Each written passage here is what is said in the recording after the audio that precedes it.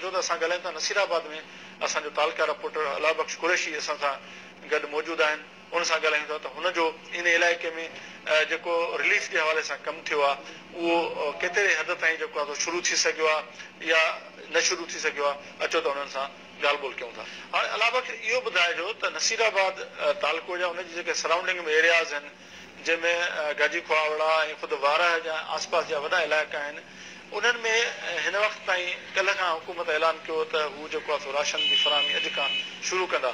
आया उहा हाणे हिन वक़्तु तव्हांजे इलाइक़नि में शुरू थी चुकी आहे, छाकाणि त लॉकडाउन जे करे माण्हू घरनि जे अंदरि महसूर थियल आहिनि ऐं उहे मुकमिल तौर ते पंहिंजनि घरनि में ताईं महदूद आहिनि, त उन्हनि जो जेको डेली जो गुज़र सफ़र वारो मामिलो हूंदो आहे उहो न थी सघियो आहे। ॾाढी ॾुखी सूरत हाल आहे, त उन में हाणे रिलीफ वारो कमु तव्हांजे इलाइक़नि में शुरू थी सघियो आहे या अञा न शुरू थियो आहे? जी ज़फ़र साहिब, इन सूरत हाल में लॉकडाउन जी सूरत हाल में जेको हुकूमत तरफ़ां ऐलान कयो वियो त अॼु खां राशन शुरू कयो वेंदो ऐं घर घर पहुचायो वेंदो, इन सिलसिले में असांजे नसीराबाद तालके में ऐं असांजी पसगरदाई में का बि अहिड़ी सरगर्मी सिंध हुकूमत शुरू न करे सघी आहे ऐं वारे शहर में बि इन क़िस्म जी का सरगर्मी न करे सघिया आहिनि।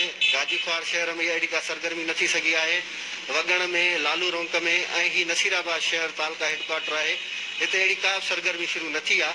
ऐं इन सिलसिले में मुंहिंजी कुझु देरि अॻु में assistant commissioner revenue Nasirabad Syed Ali Shah सां ॻाल्हि ॿोल थी, जंहिंखां मूं इहा पुछा कई त साईं सिंध हुकूमत तरफ़ां ऐलान कयो आहे त छा तव्हां हिन तालके अंदरि राशन ॾियण जी का मुहिम शुरू कई आहे?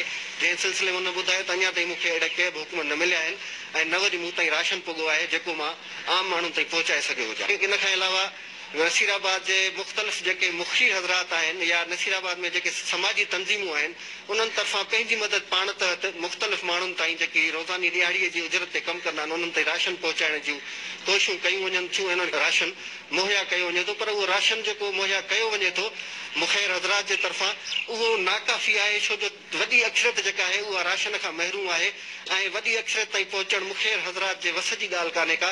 इन में हुकूमत खे ई पेशरफ़्त करणी पवंदी, पर अञा ताईं अहिड़ी का बि पेशरफ़्त नथी थी सघी आहे ऐं हींअर ताईं नसीराबाद तालको तोड़े वारे तालको ॿिन्ही तालकनि में हुकूमत जे तरफ़ां राशन पहुचाइण वारी मुहिम शुरू न थी आहे। नाज़रीन, असीं हिकु ग़रीब पोरे ते दरवाज़े ते पहुता आहियूं, जंहिंखां असां मालूम कंदासीं त हुनखे राशन मिलियो आहे या न मिलियो आहे।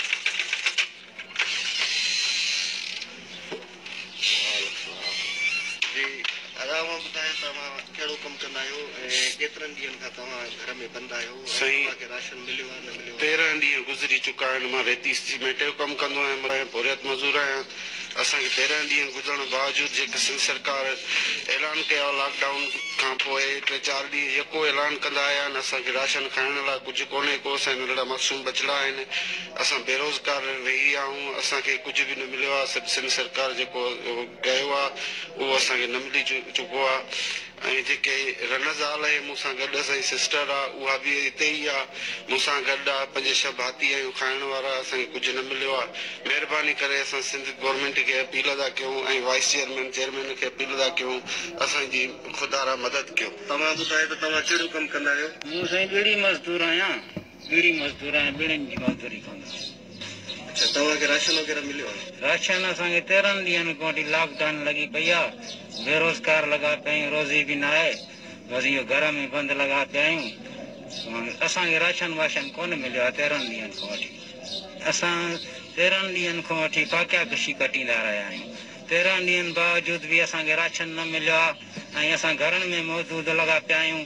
काॾों असां आणियूं बचा या पंहिंजो सिर आहे, काॾों असां पालींदासीं। सो महिरबानी करे असां गवर्नमेंट खे अपील था कयूं त असांखे कोरोना वायरस न मारींदी, ताकी असांखे बुख मारींदी, त महिरबानी करे असांखे राशन ॾेई वञो। न ॾींदा त असां पंहिंजो पोइ काॾे वञूं, कीअं कयूं, कंहिंखे तव्हां ॾींदासीं? हुकूमत खे चवंदासीं न।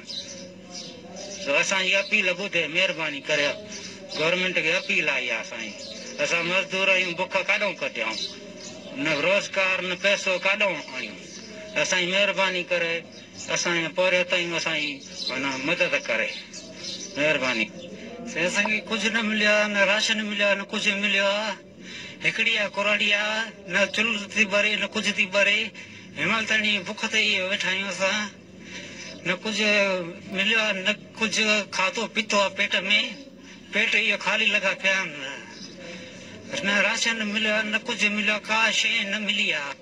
इहा तगारी आहे, इहा तगारी अची खणंदा आहियूं, तगारी जी मज़ूरी तगारी खणंदा आहियूं हिते शहर में। अची कुझु असांखे न मिलियो आहे, कुराड़ी इहा आहे जेके आहियूं असां 2 ॼणा। मज़ूरी तगारी असां खणंदो आहियां, घर में हिकिड़ो ॼणो आहियां मां जेको मज़ूरी मां कंदो आहियां। मज़ूरी करे उहो खाईंदा आहियूं, मां खाईंदो आहियां ऐं कुराड़ी खे खाराईंदो आहियां मज़ूरी। हिकिड़ी कुराड़ी आहे, हिकिड़ो मां आहियां।